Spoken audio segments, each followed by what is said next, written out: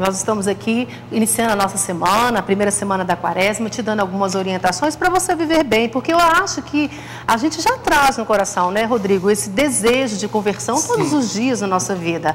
Isso é real, mas a igreja nos prepara, né, nos dá esse tempo de renovação, de busca, de conversão, e por isso nós estamos aqui para tentar te ajudar a viver bem, tá bom? A gente vai conversar aqui com a Fabíola sobre alguns tipos dos jejuns recomendados pela igreja. A gente já mostrou para você aqui no início do programa que a gente tem aqui, que é o jejum da igreja, não é isso?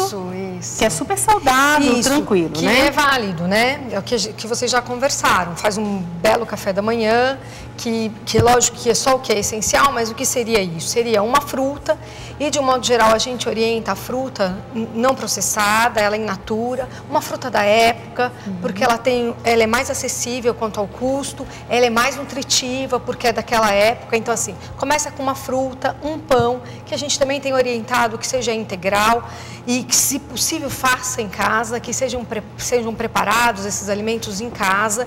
Então, aí mais alguma bebida quente, que isso é importante também para acolher bem, para o organismo funcionar melhor.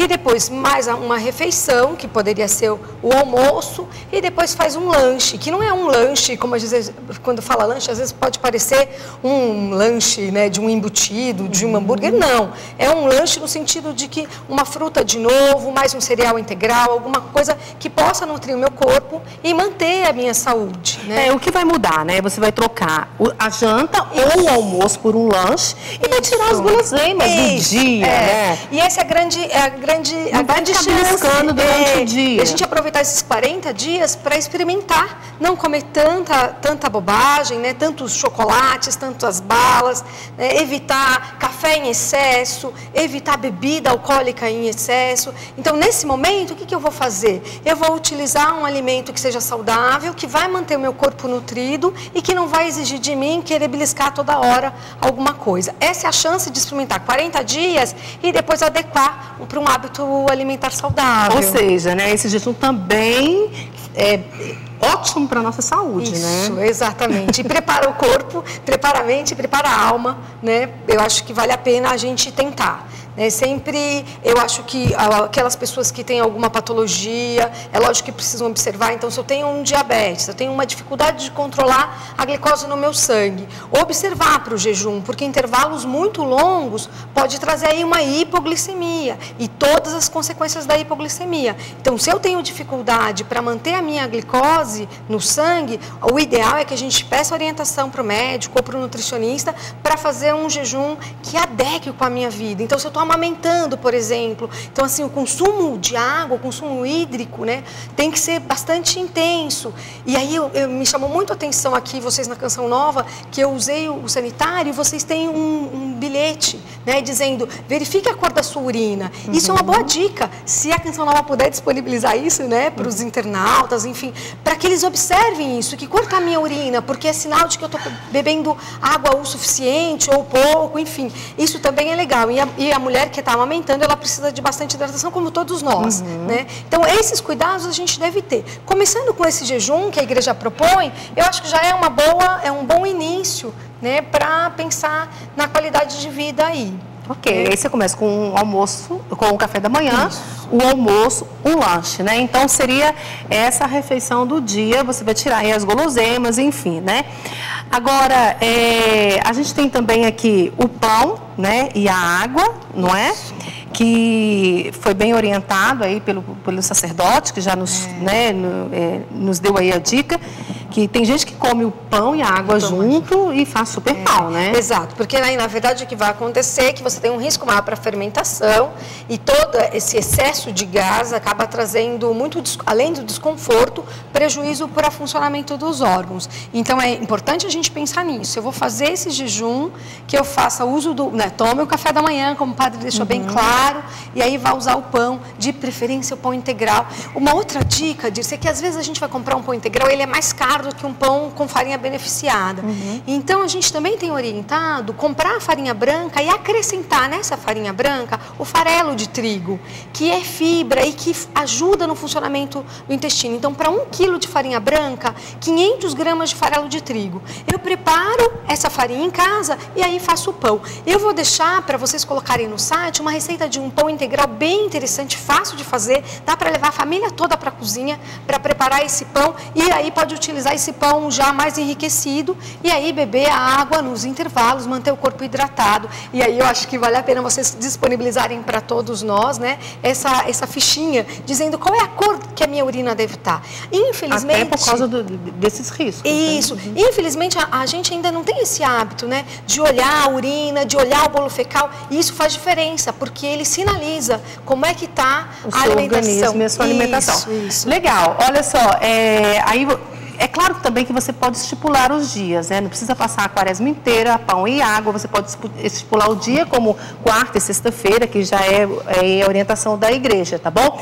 Mas olha, uma coisa que se fala muito também durante, né, a quaresma, por causa das penitências, enfim, principalmente para quem tira a carne, é o peixe, que também é super saudável, né? Pois é, peixe vale a pena, a gente sempre indica pelo menos uma vez na semana o peixe, porque ele tem uma boa proporção de proteína de bom valor nutricional, vale a pena a gente estar introduzindo, e porque ele também tem menor conteúdo de gordura, então vale a pena a gente colocar. A gente vai falar agora, né, do jejum à base de líquidos, que também é uma sugestão da igreja. Como que tem que ser feito esse jejum, hein? Então, a gente pode usar, e você falou agora no finalzinho aí, uma coisa bem importante, que não faça isso os 40 dias consecutivos, né? Nenhum jejum radical não vai dar para fazer se meu corpo não estiver pronto, se a minha proposta não for essa.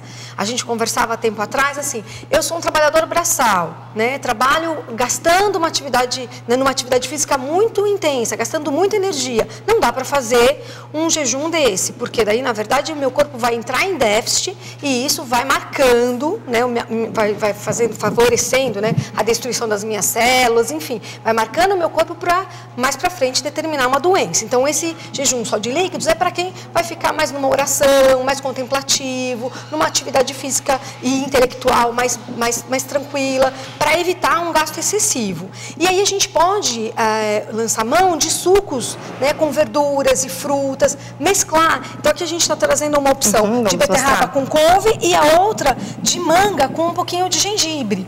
Então ele hidrata, ele vai ter sais minerais, vitaminas para manter a ordem do meu organismo, e aí a gente pode coar, para quem quiser coar, porque a igreja fala de caldos, né? E para quem quiser um pouco mais de fibra, não precisa estar coando. Inclusive, nesse jejum, à base de líquido, entra os caldos, como você disse, né? E caldos quentes é bom. Isso, vale a pena. Então, um caldo pode até ser um caldo do frango, um caldo do peixe, eu posso fazer um caldo de legumes, isso vale a pena, tem bastante nutriente. No processamento disso, a gente perde um pouco de nutrientes, é lógico. Mas isso, para usar, por exemplo, numa janta, ou mesmo no início, né, do dia, quem quiser alguma coisa para aquecer o corpo, nós ocidentais não usamos muito, mas os orientais usam muito esses caldos, né, salgadinhos, no começo do dia. Isso também pode ser uma proposta e vale a pena a gente estar fazendo. Ok, tá? Então aqui a gente vai ensinar um suco para você.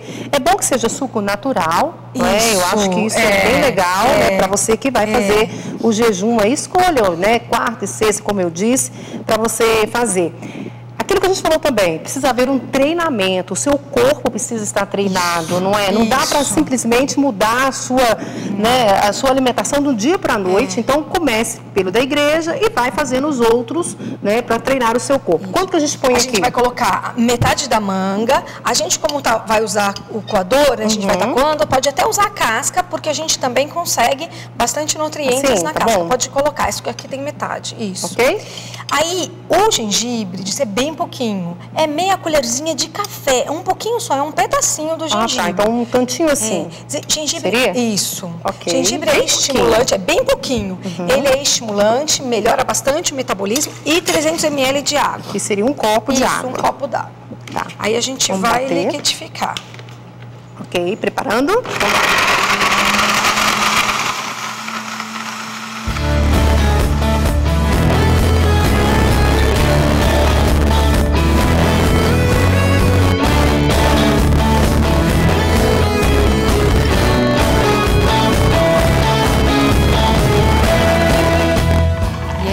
pode estar coando.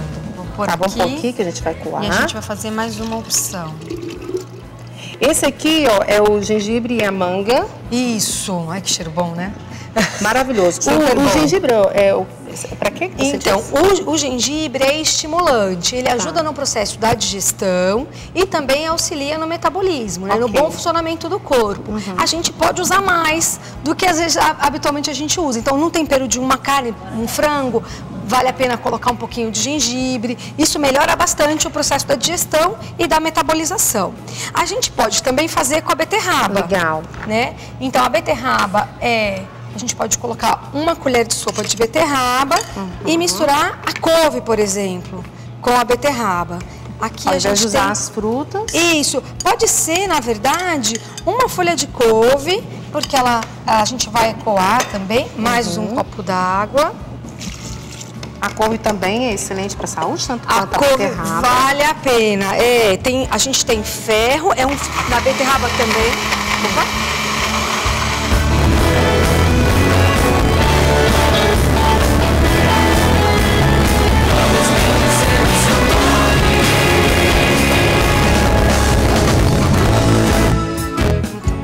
Na couve a gente tem vitamina C e tem um pouco de ferro e tem ácido fólico, que é muito legal, e vitaminas do complexo B. Então vale a pena a gente estar utilizando. Deixa eu liberar isso aqui para você. Ok.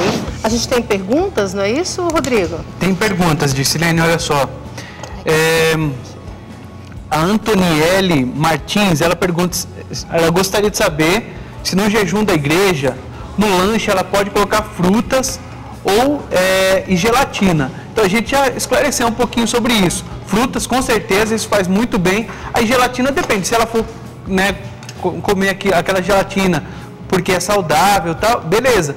Mas se você quiser comer simplesmente para um doce, aí depende da sua intenção. Acho que não é isso mesmo, nutricionista? É isso sim, Rodrigo. Na verdade, o problema da gelatina, o ideal da gelatina seria a gente utilizar a gelatina sem cor e sem sabor.